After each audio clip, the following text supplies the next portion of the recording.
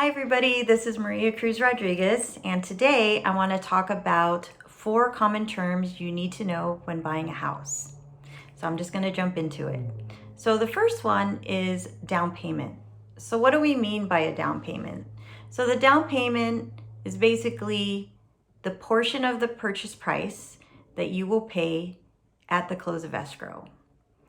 And so let's say, for example, you're buying a $1 million home and you want to put 20% down. So 20% of 1 million would be $200,000. So that would be your down payment.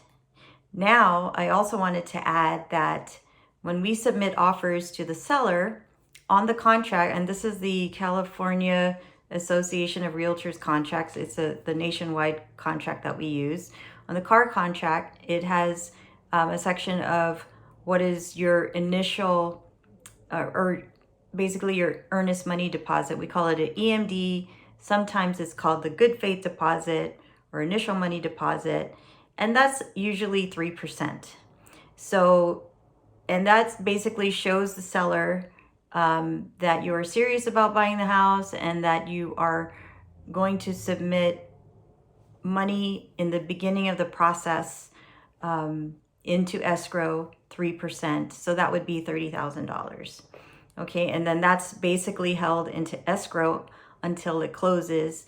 And then when you close, then you'll pay the additional $170,000 on top of other closing costs that will occur. Okay, so that's down payment. Second thing is mortgage rate. So what's a mortgage rate? Mortgage rate is basically the interest rate that you pay when getting a loan. So since you're going to be borrowing money from a bank or a lender, you're going to be paying them an interest rate to get that money. Right now, interest rates are low. They're very good. It's a good time for buyers to get into the market. I also know that it's a very challenging market, but just be persistent and try not to get frustrated.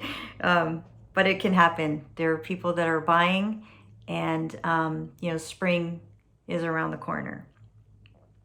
Okay, third one is contingency. So I'm not sure about other states. So I live in Silicon Valley in the Bay Area of California. I'm pretty sure other states are very similar, if not the same, but we basically have 3 contingencies in the contract. So the first contingency is a loan contingency, and a contingency is basically actions that need to be completed or satisfied before the contract is binding. And so the first one would be a loan contingency. That just means that until I get approved for a loan, the contract, is not binding. And also there's, in a contingency, there are contingency periods. So let's say, okay, I'm going to have a 7-day loan contingency. So that means within 7 days, you need to be pre-approved for a loan. And if you're not, then the contract can be void, or you might have to extend. But the best case is to be pre-approved before you even start looking for a home, so that you know what price range you should be looking at. And it also makes your offer stronger, because when you submit offers, the seller will see right away, oh yeah, this person is pre-approved, ready to go. So that's important. Second contingency is the appraisal contingency. That goes hand in hand with the loan. And the reason why I say that is, well, first of all, an appraisal, it's a third party inspector. So let's say you have a qualified appraiser that will go into the house, and they'll take some measurements. They'll look at the condition of the home.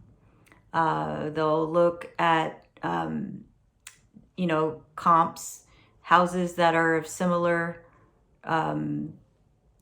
similar comparables. If it's a 3-bedroom, 2-bath, they're going to look at 3 bedrooms, 2-bath that's in that same zip code, or if even better, like maybe half a mile from the house, like within that neighborhood, what has sold. And so the appraiser will provide what the appraised value of the house is. And the reason why I'm saying that goes hand in hand with the loan is because the appraisal, so let's say, for example, going back to you're buying the house for $1 million and you're going to have a loan for $800,000. So let's say that the house appraised for $950,000. And so what do?